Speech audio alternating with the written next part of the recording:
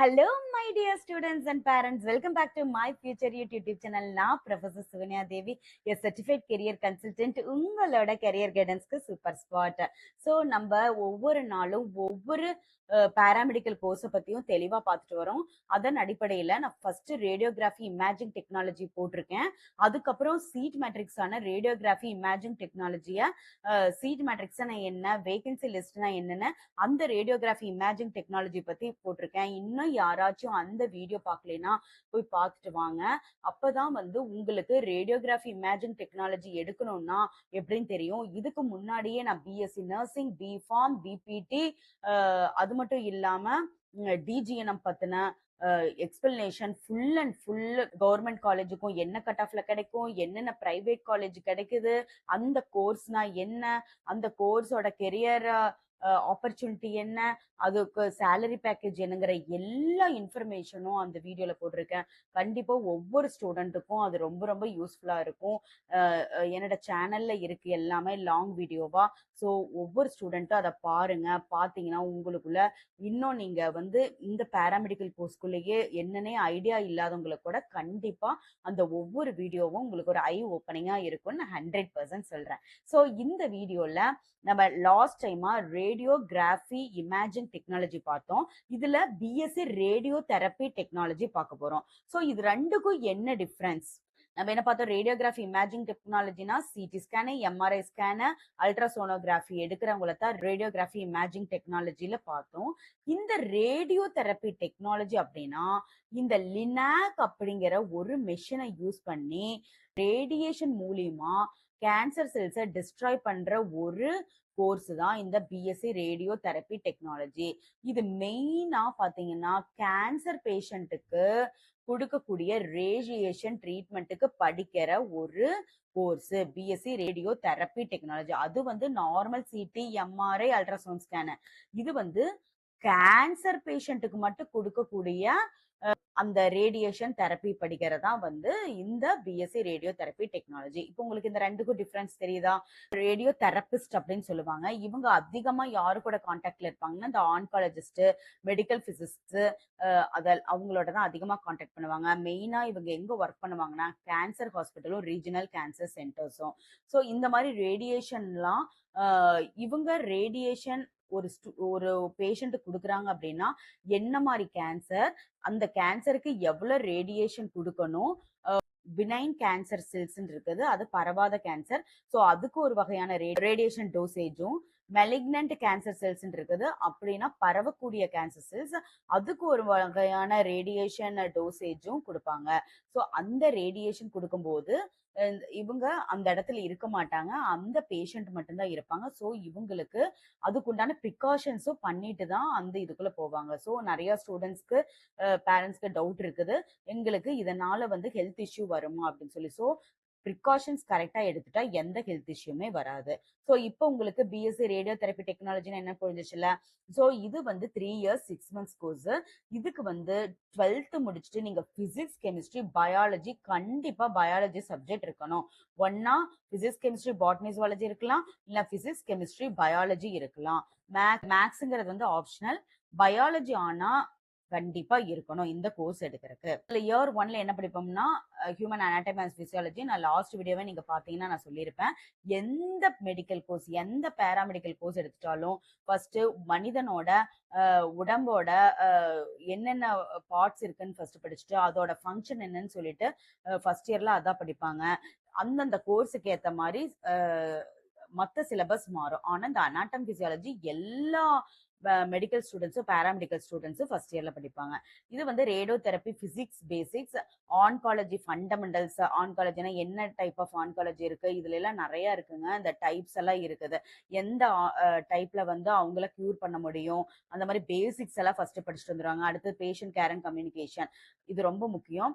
அவங்களுக்கு ஒரு cancer issue இருக்கு அப்படின்னா அவங்க நார்மலா இருக்க மாட்டாங்க. அப்போ சில பேஷண்ட்ஸ்க்கு அது சொல்லவே மாட்டோம். அப்போ அவங்களை எந்த மாதிரி ஹேண்டில் பண்றது அப்படிங்கிற அந்த கம்யூனிகேஷன் டெக்னிக்கும் ஒவ்வொரு ரேடியோ தெரபிஸ்டும் படிச்சிருக்கணும். அதுதான் ஃபர்ஸ்ட் இயர்ல சொல்லி தருவாங்க. அதே மாதிரிதான் இயர் 2ல என்ன படிப்போம்னா external beam radio therapy. External beam radio therapy அப்படின்னா என்னன்னா, வெளியே இருந்து கொடுக்கக்கூடிய ரேடியேஷன். ஸோ ஒரு டைப் ஆஃப் கேன்சர் செல்ஸ்னா எந்த அளவுக்கு ரேடியேஷன் குடுக்கணும் அப்படின்னு சொல்லிட்டு படிக்கிறத external beam radio therapy technique அப்படின்னு சொல்லுவாங்க. அடுத்து பிராக்கி தெரப்பி பேசிக்ஸ்னா உள்ளுக்குள்ள இருக்கக்கூடிய அந்த கேன்சரஸ் செல்ஸ அ உள் அ அந்த டோஸ வந்து உள்ளுக்குள்ள வந்து இன்ஜெக்ட் பண்ணி அந்த ரேடியேஷன உள்ள இன்ஜெக்ட் பண்ணி கிளியர் பண்ணுவாங்க. ஸோ அது வந்து பிராக்கி தெரப்பி பேசிக்ஸ்ன்னு சொல்லுவாங்க. அடுத்து ரேடியேஷன் பயாலஜி அந்த என்னென்ன மாரி டோஸ் எல்லாம் வந்து என்னென்ன கேன்சரஸ் செல்லுக்கு குடுக்கணும் அப்படிங்கிறது. அடுத்து ட்ரீட்மெண்ட் பிளானிங் சிஸ்டம். இந்த ட்ரீட்மெண்ட் பிளானிங் சிஸ்டம்ஸ் அப்படின்னா என்னன்னா, சிஸ்டம்லயே வந்து இந்த கேன்சர் பேஷண்ட்டுக்கு இந்த டோஸ்ல தான் வந்து குடுக்கணும் அப்படிங்கிறது வந்து ஆல்ரெடி சிஸ்டமைஸ்டு பண்ணி வச்சுருவாங்க. ஸோ எந்த மாரி கேஸ் வந்தாலும் அந்த ஸ்டேஜ் 1, ஸ்டேஜ் 2, ஸ்டேஜ் 3 இருக்கும். அந்த ஸ்டேஜுக்கு எந்த இடத்துல கேன்சர் இருக்கோ அதுக்கேத்த மாரி அந்த சிஸ்டமே வந்து கரெக்ட்டான டோஸ் வந்து இது பண்ணிரும். ஆனா அதுக்கு ப்ரோகிராம் வந்து யார் பண்ணணும்? நம்ம தான் பண்ணி வைக்கணும். அப்போ ட்ரீட்மெண்ட் பிளானிங் சிஸ்டம்ஸ் அதத்தான் அப்படி சொல்றாங்க. இயர் 3ல என்ன பண்றோம் அப்படின்னா, அட்வான்ஸ்ட் ட்ரீட்மெண்ட் பிளானிங் அண்ட் சைமுலேஷன். சைமுலேஷன்னா ஒண்ணும் இல்லைங்க. டெமோ மாரி பார்ப்போம். அத வந்து ஒரு மாடல் மாரி வச்சுட்டு, இந்த மாரி குடுத்தா இந்த பேஷண்ட்டுக்கு கியூர் ஆகுறாங்களா? எவ்வளோ நாள் கியூர் ஆகுறாங்க? அப்படின்னு சொல்லிட்டு ஒரு டெமோ மாரி நம்ப உண்மையான பேஷண்ட்டுக்கு குடுக்கறக்கு முன்னாடியே குடுக்கறது தான் சைமுலேஷன் அப்படின்னு சொல்றது. அடுத்து குவாலிட்டி அஷ்யூரன்ஸ் இன் ரேடியோதெரபி எல்லாத்துலயுமே அந்த குவாலிட்டி அஷ்யூரன்ஸ் பார்ப்போம். ஈவன் நர்சிங் ஆகட்டும், நர்சிங்ல மேனேஜ்மெண்ட்ன்னு ஒண்ணு இருக்கு. ஹாஸ்பிட்டல் சைடு இருக்கிறதுனாலும், எந்த கோர்ஸ் எடுத்தனாலும் அந்த குவாலிட்டி அஷ்யூரன்ஸ்ங்கிறது ரொம்ப இம்பார்ட்டன்ட். அடுத்தது கிளினிக்கல் போஸ்டிங் இன் ஆன்காலஜி சென்டர்ஸ். கண்டிப்பா நான் முதல்லயே சொன்னேன் 3rd இயர்னாவே கிளினிக்கல் போஸ்டிங்ஸ் போவோம். அதே சமயத்துல ரிசர்ச் ப்ராஜெக்ட் அந்த கோர்ஸுக்கு ரிலேட்டடா நம்ம கண்டிப்பா முடிச்சுட்டு சப்மிட் பண்ணுவோம். அத முடிச்சதுக்கு அப்புறம் தான் நம்ம அந்த கோர்ஸ்ல இருந்து வெளிய வருவோம். ஸோ ரிசர்ச்ங்கிறது ஃபைனல் இயர்ல it's a mandatory one. Radio தெரப்பில நம்மளுக்கு டோட்டலா 5 காலேஜஸ் வந்து இருக்கு. சாங்ஷன் சீட்ஸா. அப்ப டோட்டலா பார்த்தீங்கன்னா 55 சீட்ஸ் இருக்கு. இந்த 55 சீட்ஸ OC, BC, BCM, MBC, SC, SCA, ST எவ்ளோ டோட்டல் 55 இருக்கா? அத வந்து எவ்வளோன்னு சொல்லி பிரிச்சிருக்காங்க. இது வந்து 2025. ஸோ இந்த 55 சீட்ஸ் அப்படியே வருதா? இல்ல 2026ல வந்து இந்த சீட்ஸ் எல்லாம் வந்து மாத்திருக்காங்களா? அப்படின்னு சொல்லிட்டு நம்ம 2026 அஃபிஷியல் நோட்டிஃபிகேஷன் வந்த உடனே தான் தெரியும். அதுக்கு தான் சொல்றேன். என் யூடியூப் சேனல ஃபாலோ பண்ணுங்க. அப்பதான் ஒவ்வொரு நோட்டிஃபிகேஷனும் உங்களுக்கு இமிடியேட்டா வரும். இந்த இந்த கோர்ஸ பத்திலாம் அவேர்னஸும் உங்களுக்கு தெரிய வரும். ரேடியோ தெரப்பில 2025ல என்ன கட் ஆஃப் இருந்தது 200 மார்க்ஸ்க்கு அப்படின்னா, நான் ரவுண்டு 1, ரவுண்டு 2, ரவுண்டு 3 மேக்ஸிமமா எவ்வளோல எடுத்தாங்க, மினிமம்ல எவ்வளோ எடுத்தாங்கன்னு சொல்லிட்டு இங்க எல்லாம் மென்ஷன் பண்ணிக்கிறேன். பிசி, எம்பிசி, பிசிஎம், ஓசி, எஸ்சி, எஸ்சி, எஸ்டி. இங்க பார்த்தீங்கன்னா பிசிக்கு பார்த்தீங்கன்னா 190ல இருந்து 183.5 ரவுண்டு 1ல எடுத்திருக்காங்க. அதே மாரி ரவுண்டு 2ல வந்து பார்த்தீங்கன்னா 194லேருந்து 180 வரைக்கும் எடுத்திருக்காங்க. ரவுண்டு 3ல 180.5 to 177.5 வரைக்கும் எடுத்திருக்காங்க. இதே எம்பிசி ஸ்டூடண்ட்ஸ் வந்து 193.5லேருந்து 185 வரைக்கும் எடுத்திருக்காங்க. 188லேருந்து 181.5 எடுத்திருக்காங்க. 188லேருந்து 180 வரைக்கும் எடுத்திருக்காங்க. பிசிஎம் பார்த்தீங்கன்னா 190.5லேருந்து 184.5 அடுத்தது 186 to 181, 183 to 180.5 ஸோ இந்த மாரி எடுத்திருக்காங்க. ஓசில வந்து பார்த்தீங்கன்னா, ரவுண்டு 1லயே கிடையாது, ரவுண்டு 2லயே கிடையாது. ரவுண்டு 3ல 182 to 182 அந்த ரேஞ்சில தான் எடுத்திருக்காங்க. அடுத்தது எஸ்சி பார்த்தீங்கன்னா, அதாவது இந்த கேஸ்ட் கேட்டகரி கண்டிப்பா எடுப்பாங்க அப்படிங்கிறது இல்ல. அது அப்படியே ரவுண்டு 3க்கே மூவ் ஆகும். சில ஸ்டூடண்ட்ஸ் எடுக்கறக்கு பிரியம் இல்லைன்னா, எஸ்சி பார்த்தீங்கன்னா 192.5 to 185.5 ரவுண்டு 1லயே எடுத்திருக்காங்க. மறுபடியும் இது வந்து எவ்வளோ ரவுண்டு 2, ரவுண்டு 3ல 179 வரைக்கும் உங்களுக்கு கிடைச்சிருக்கு. எஸ்சிய பார்த்தீங்கன்னா ரவுண்டு 1ல 179.5 வரைக்கும் எடுத்திருக்காங்க. எஸ்டி 180 வரைக்கும். ஸோ எக்ஸ்பெக்டட் கட் ஆஃபா இந்த 2026ல 185 to 195 வரைக்கும் இது ட்ரை பண்ணலாம். இந்த 12th மார்க்க பேஸ் பண்ணி குறையும் அப்படின்னு நினைச்சுன்னா ஒரு -3 மார்க் வந்து குறையும். அப்படின்னா 181 வரைக்கும் ரவுண்டு 1ல கிடைக்க சான்ஸ் இருக்கு. இதெல்லாம் அந்த ரவுண்டு 1, ரவுண்டு 2 அஃபிஷியல் ரேங்க் வரும்போது தான் நம்மளுக்கு தெரியும். அதனால வந்து என்ன ஃபாலோ பண்ணிக்கிங்க. எல்லா அப்டேட்டும் உங்களுக்கு இமிடியேட்டா வந்துரும். ஓகே. 183 to 192 வரைக்கும் எம்பிசி கிடைச்சிருக்கு. எஸ்சி, எஸ்சி, எஸ்டிக்கு வந்து கிடைக்கும்னு நான் நினைக்கிறேன். 183 to 192 இல்லைன்னா -3 மைனஸ் பண்ணிக்கங்க. 178 to 190. ஸோ இது வந்து என்னோட எக்ஸ்பெக்டட் 2026 கட் ஆஃப். இதுக்கு குறையுதா இல்ல ஏறுதான்னு சொல்லிட்டு நம்மளுக்கு ரவுண்டு 1 ரவுண்டு 1 ரேங்க் கொடுக்கும்போது தெரிய வரும். Round 1 rank and cut off கொடுக்கும்போது கண்டிப்பா நான் உங்களுக்கு அப்டேட் பண்றேன். ஓகே. ஸோ ஒவ்வொரு ஸ்டூடெண்ட்டும் ஒவ்வொரு கோர்ஸ் எடுக்கிறதுக்கு முன்னாடி அதோட சேலரி பேக்கேஜ் கண்டிப்பா தெரிஞ்சு வச்சுக்கணும். அந்த மாதிரி 3 to 5 lakhs per annum entry லெவல்ல கொடுக்குறாங்க இந்தியால.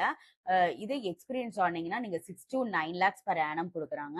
அப்ராட் கல்ஃப், மிடில் ஈஸ்ட் அதெல்லாம் பார்த்தீங்கன்னா 9 to 16 lakhs per annum கொடுக்குறாங்க. போனோடனே அவங்க அந்த சர்டிஃபிகேட்ஸ் எல்லாம் ப்ரொவைட் பண்ணிட்டு அங்க போய் ஜாயின் பண்ணும்போது, இதே அப்ராட் யூகே, யுஎஸ், ஆஸ்திரேலியா ரொம்ப டிமாண்ட் இருக்குங்க. இங்கெல்லாம் 30 to 50 lakh per annum வந்து கொடுக்குறாங்க.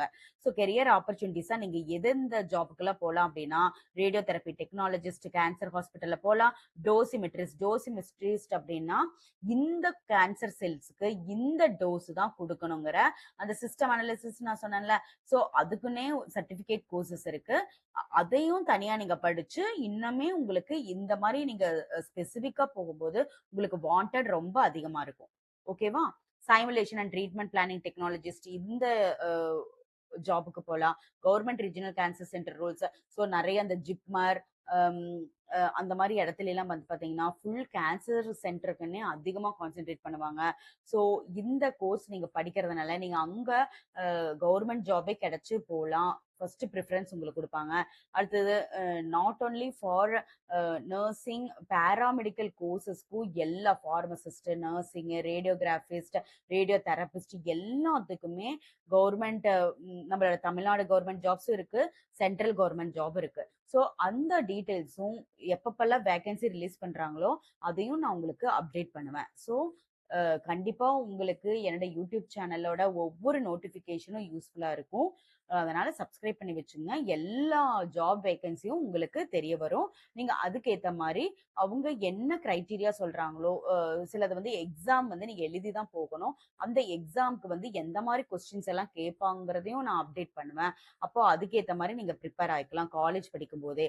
ஸோ ஒர்க் பண்ணும்போது ஃபுல் அண்ட் ஃபுல் கிளினிக்கல்ல வந்து நீங்க நிறைய கிளினிக்கல் ஸ்கில்ஸை வந்து நீங்க டெவலப் பண்ணிக்கணும். ஓகே. அடுத்து கிளினிக்கல் ரிசர்ச் சப்போர்ட் இன் oncology trials. So oncology clinical research ரிலேட்டடா நீங்க படிச்சீங்கன்னு வைங்களேன், நான் முதல்லயே சொன்னேன், எந்த சயின்ஸ் குரூப் எடுத்தாலும் அவங்க ஐடி கம்பெனில போய் ஒர்க் பண்ணலாம். அது வந்து கிளினிக்கல் ரிசர்ச் ஆர்கனைசேஷன் சொல்லுவாங்க. அங்க சயின்ஸ் படிச்சா இந்த மாதிரி ரேடியோ தெரப்பி, என்ன பேராமெடிக்கல் கோர்சஸ் படிச்சிருந்தீங்கனாலும் நீங்க வந்து ஐடி கம்பெனில போய் ஒர்க் பண்ணலாம். இது ஆன்காலஜி ட்ரையல் உண்டான டேப்லெட்ஸ் எல்லாம் கண்டுபிடிக்கிற அந்த ஃபார்மசி கம்பெனில எல்லாம் நீங்க போய் ஒர்க் பண்ணலாம். உங்களுக்கு அந்த சிஸ்டம் ஆப்ரேட் பண்றதும், அந்த டிசீஸ் கண்டிஷன் பத்தி தரவா தெரிஞ்சீங்கன்னா போதும். அவங்களே எஸ்ஓபி கொடுப்பாங்க. அதெல்லாம் படிச்சுட்டு அவங்க கேட்கிற கொஸ்டினுக்கு குவைரி ரைஸ் பண்ணி ஆன்சர் பண்ற மாதிரிலாம் வரும். அதை மட்டும் பண்ணா போதும். இதுவும் நிறைய கிரைட்டீரியா இருக்கு. Clinical data analyst, clinical data manager, அதுக்கப்புறம் இது வந்து டீம் லீட் 1, டீம் லீட் 2, இதுலயும் மேனேஜர் இந்த மாதிரி இருக்கு. ஸோ நம்மளுக்கு பேராமெடிக்கல் கோர்ஸ்க்கு பிளண்டி ஆஃப் ஆப்பர்ச்சுனிட்டிஸ் இருக்கு. நிறைய பேர் நினைச்சிட்டு இருக்காங்க பேராமெடிக்கல்னா டீச்சிங் சைடு, கிளினிக்கல் சைடு தான் போக முடியும், ஐடி சைடு போக முடியாது. நான் வந்து இன்ஜினியரிங் தான் படிக்கணும்னு நினைச்சிட்டு இருந்தேன். ஆனா ஐடி வந்து எங்க அப்பா வந்து பேராமெடிக்கல் சேர்த்து விட்டாங்க, என்னால போக முடியாதுன்னு நினைக்கிற ஸ்டூடெண்ட் ஒவ்வொருத்தருக்கும் இது ஒரு அவேர்னஸ் வீடியோவா இருக்கும். கண்டிப்பா நீங்களும் ஐடி கம்பெனி சைடு போகலாம். யாராச்சும் அந்த மாதிரி இன்ட்ரெஸ்ட் இருந்தீங்கன்னா ஐடி கம்பெனி சைடு போகலாம். அது மட்டும் இல்லாம medical coding side, description side இந்த மாதிரி plenty of opportunities, evergreen கோர்ஸா இந்த பேராமெடிக்கல் கோர்ஸ் இருக்கு. அதனால உங்களுக்கு ஜாப் வேகன்சி இல்லைங்கிற அந்த ஒரு பேச்சுக்கு இடமே கிடையாது. எங்க வேணாலும் நீங்க போய் ஜாயின் பண்ணி உங்களோட ஜாபை வந்து கண்டினியூ பண்ணலாம். ஹையர் ஸ்டடீஸா பாத்தீங்கன்னா MSc radio therapy, medical physics இதெல்லாமே படிக்கலாம். ஓகே. இப்ப ஒவ்வொரு ஸ்டூடெண்ட்ஸுக்கும் இந்த ரேடியோ தெரப்பி பத்தின ஃபுல் இன்ஃபர்மேஷன் இப்ப தெரிஞ்சிருக்கும்.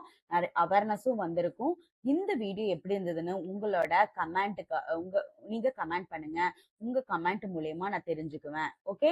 இன்னொரு விஷயம் சொல்லிக்கிறேன். அதே மாதிரி என்னோட டெலகிராம் சேனலும் வாட்ஸ்அப் சேனலையும் ஜாயின் பண்ணுங்க. அப்பதான் நான் போடக்கூடிய ஒவ்வொரு நோட்டிபிகேஷனும் உங்களுக்கு இமிடியேட்டா வரும். இது நான் திரும்ப திரும்ப சொல்றேன். அதே மாதிரி எந்த ஸ்டூடெண்ட் எல்லா பாராமெடிக்கல் ஸ்டூடெண்ட்டுக்கும் இந்த வீடியோவை ஷேர் பண்ணுங்க. இனிமேல் நான் ஒவ்வொரு கோர்ஸை பத்தியும் இதே மாதிரி டிஸ்கிரைப் பண்ணி போடுவேன். அப்போ இதை பார்க்கும்போது உங்களுக்கு எல்லா டீட்டெயில்ஸுமே அந்த கோர்ஸை பத்தி தெரிஞ்சிடும். ஸோ இந்த வீடியோ எப்படி இருந்ததுன்னா உங்க கமெண்ட்டுக்காக நான் வெயிட்டிங். தேங்க்யூ ஃபார் வாட்சிங். நல்லதே நடக்கும். வெற்றி நிச்சயம்.